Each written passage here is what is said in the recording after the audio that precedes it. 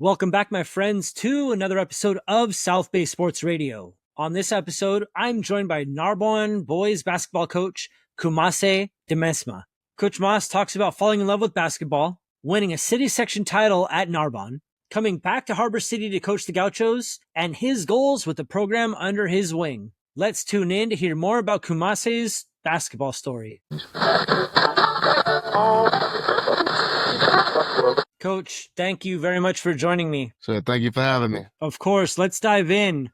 What are some of your earliest memories of basketball? Oh, man, I remember probably just be 3, 4 years old, just dribbling a basketball. I remember sitting in my father's lap watching Laker games. Growing up, my favorite player was Allen Iverson, but I grew up a huge Laker fan. So I basically was just watching the game with my dad, watched him play pickup at the park, and whatever I liked, I just tried to emulate. And, I always loved the game. And I grew up in the city of Compton. So that was another way for me to kind of stay out of trouble. I had a lot of friends that, geared off into some trouble. And basketball was just my passion that basically saved my life. You attend Narbonne and graduate in 2011. How would you describe your prep career as a gaucho? Man, it was special. If I had to put it into simplest terms, it was special. I came in with a lot of guys my freshman year, and like I said, those guys are my brothers to this day. And we all wanted an end goal of leaving with a championship. And we faced some adversity. We came close a few years. Our sophomore and junior year, we didn't get it. We lost in the semifinals. And like I said, we were able to do it our senior year. I know I had opportunities to transfer and leave, but I really felt in my heart I was meant to be a gaucho through and through. So I was glad to be able to do that and do it with a lot of the guys that I came in with my freshman year. Take me back to that 2011 city section title game. You guys play University. You name this as one of your most memorable games. Narbonne outscores University 25-14 in the third. Yeah, man. University was like our Achilles heel. I mean, like I said, my sophomore and my junior year, we lost to them in the semis back to back. And we just knew it was meant for us to beat them in a championship game. Then my junior year, that probably was my best year at Narbonne, where I was MVP for the team, pretty much leading scorer, drew a lot of attention. I remember, they boxed and won me, and made it difficult threw us off our game plan. So when we went to that summer as a group, I said, you know what, we all need to be able to be ready for whatever comes our way. And we had a really good group and guys that are very versatile and can play many different roles. So that championship game, I think they thought they had a way of playing us. And again, since we had that experience the previous 2 years, we said, you know what, we're going to take the game into our own hands. And basically I told our coach, relax. I know you drew up a game plan, but we got them this year. And one of my teammates who was MVP our senior year, Shiloh Liefa, he passed away, unfortunately. He said in the Daily Breeze, like, we're gonna blow them out. It's not even gonna be close. And we went out there and we did that. He manifested it and we made sure that we got it done. Following high school, you spent time at Citrus College, Hope International University, and Southwestern Assemblies of God University in Arizona. What would best describe your time following high school? Those college years were really, really tough. I didn't really play a lot my college career, to be honest, but I mean, I learned a lot. It helped mold me to be the man I am today. And, as a coach, I'm hoping that my experiences are able to help my players be able to get some of that adversity they may not know is coming their way, because I wasn't really prepared for it. I didn't have too many people tell me what to expect or kind of guide me in that sense. But I had a lot of fun times, met a lot of great guys, have some great teammates that I still consider really close friends. And, we talk all the time. And, in that regard, it was great. But as far as basketball, it was probably one of my more challenging times when you're not the guy anymore. The team doesn't have to rely on you. Coach isn't really trying to, put you in the game as much. But, I mean, I also met some great coaches where even if I wasn't playing, they're real and they're authentic, and I appreciate them, and I still talk to them to this day. After college, you spent time overseas playing in Germany. Tell me about that experience. I mean, just first of all, getting over there, it really is about, who you know. So, again, my teammate at Narbonne, Austin Sanford, he played at Hope International. We were roommates for a year after we played 4 years together at Narbonne. He actually had an opportunity to play in Germany, and he didn't want to go. So we're communicating with the staff and everybody out there. They said, well, do you know any guys that are able to play? He said, what positions do you need? He said, well, I know a guy that's kind of like a combo. He can play the point or he can be a shooting guard, but, he's a really good player. So they happened to have something going on in Arizona as far as a tryout. They were able to come check it out, and then I got the opportunity to go, and it was a culture shock, to say the least. When you talk about, even just the diet, the way they treat their city, the crime and everything is nothing like in the United States. So I met a lot of great people out there as well, and they really embrace the sport. They love the sport. They love the American imports, and I had some really great times out there as well. You return home and begin coaching at Narbonne for the 2019-2020 season. What was that first season like? It was an experience. At that time, I felt like I still could have been able to play. And part of the reason why I came home is because I was still battling injuries. I've had injuries since my sophomore year of high school. When you talk about tearing your meniscus and broken a kneecap, it was a lot. So when I came back, it was a fight between, okay, do I want to try to go back overseas, or am I going to be just, here helping out until I get there? And when I came back to help out Coach Hilliard, my former assistant coach, when I played, I learned a lot, and I actually grew to love coaching. Because when you start pouring into the young man and you actually see that the things you're telling them is working, you see them building their confidence up, you're seeing them getting more opportunities. It was a way for me to realize I don't have to play anymore. I can still stick around the game I love and, not have to put my body at risk and, still be effective in the sport. Thanks for tuning into this episode. If you're interested in advertising with South Bay Sports Radio, leave a comment and we'll get back to you as soon as possible. Enjoy the rest of this episode. I asked about mentors, and you gave me a pair of former Narbonne coaches, Anthony Hilliard and Victoria Sanders, as well as your AAU coach, Eric Williams, and your father. What are some things you've learned from those four that you hold near and dear to your heart? I mean, with Coach Hill, like I said, when I came back, he was one of the first calls that I made because thinking that he was an assistant coach when I played, but he felt like more of a head coach. I probably talked to him more than anybody else on the coaching staff. So with him, he really taught me how to play the game the right way. He fixed little things in my game that I wouldn't even have thought of. He's a basketball mastermind in my eyes.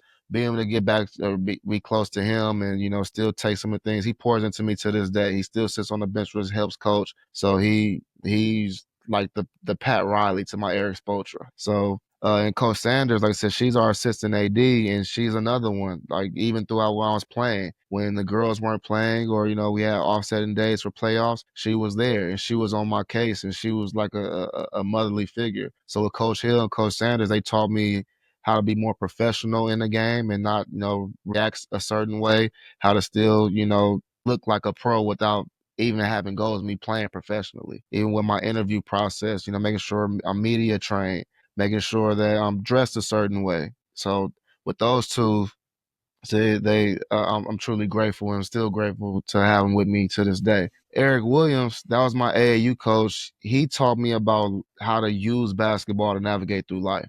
That's another tool that I try to use to help, my players out.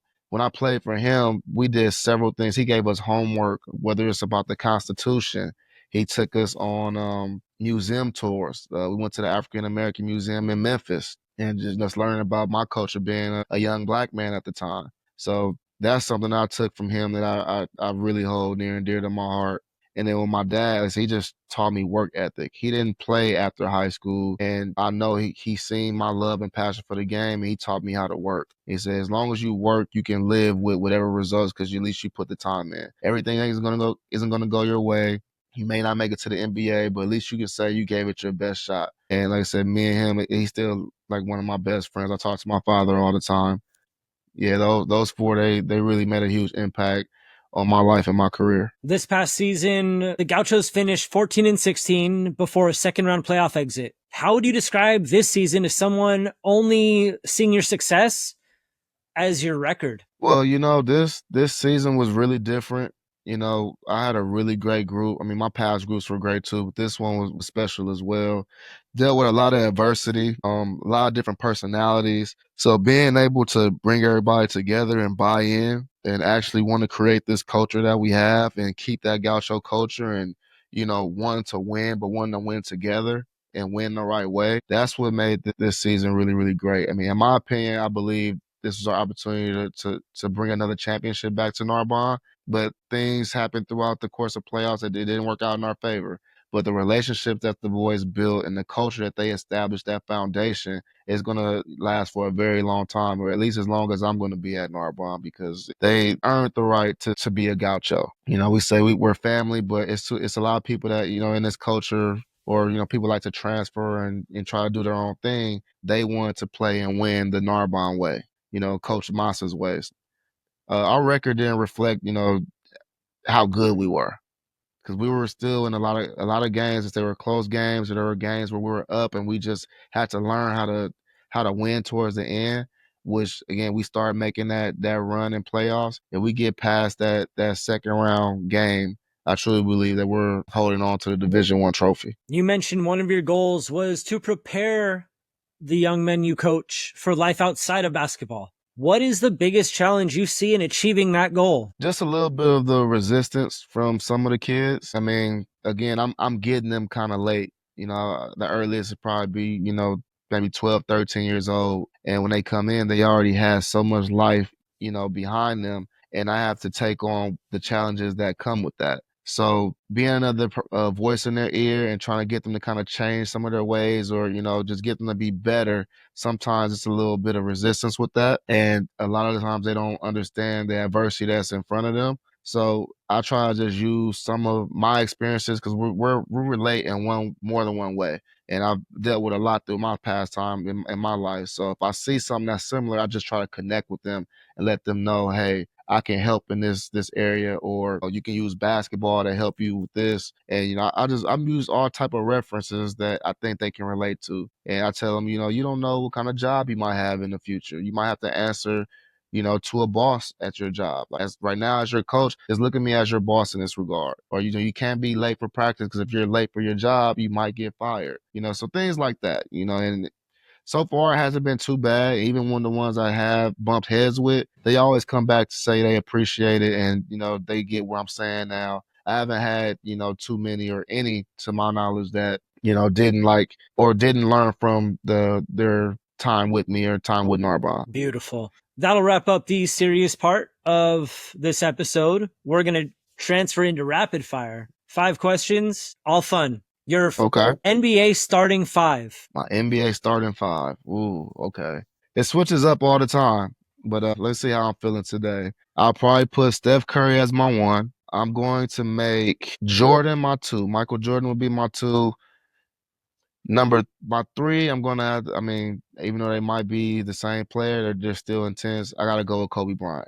Kobe Bryant's going to be my 3. Him and Jordan are interchangeable. At the 4, I'm going to put LeBron James. He's arguably top 3. He's not my GOAT, but he's arguably top 3. I'm not mad at anybody that's saying that he's number 1, because he's done some remarkable things with the game. And for my 5, I'm probably going to have to go with Shaquille O'Neal. That's a good starting 5. One NBA franchise has to go. Has to go? You know what? The Laker in me wants to say the Boston Celtics, because they have more championships than us right now, and that's our rival. But don't want to get rid of history. If I was going to get rid of a team seriously, it might be the Cavaliers. It's a really nice arena they got there, though. Yeah, but nobody really wants to go to Cleveland that much. Your favorite NCAA program? Growing up, I had a few. So I was a big USC fan. I wanted to go to USC when I was a kid. I like North Carolina. And I like Georgetown because Allen Iverson, that's my favorite player. But I'm going to stick to home. I know it's going to be, how can I say this? People are not going to like me saying this, but I like UCLA and USC. I'm sticking with the home teams. Good. Favorite basketball movie? Wow. Favorite basketball movie? I might have to go He Got Game with Ray Allen. Your go-to South Bay eatery and your favorite dish there? My go-to South Bay eatery, there's a place in Carson called Darrow's. It's New Orleans based. I really love Creole food. That's part of my background, part of my culture. And they have some great dishes. I love the catfish. I love the shrimp, jambalaya, cornbread, greens, you name it. Everything is good. The owner, Mr. Norwood, is great. So I go to Carson all the time to eat there, right there off of Carson Street in Avalon. I'm going to have to check that out because I love some Creole food. Coach, thank you very much for your time. I wish you the best with everything, and I will talk to you soon in the future. All right. Thank you, Nick. Thank you for this platform. Thank you for having me. Thanks for tuning in. Be sure to follow along and share these episodes with your family and friends. Until the next episode, South Bay Sports Guy signing off. Have a great day.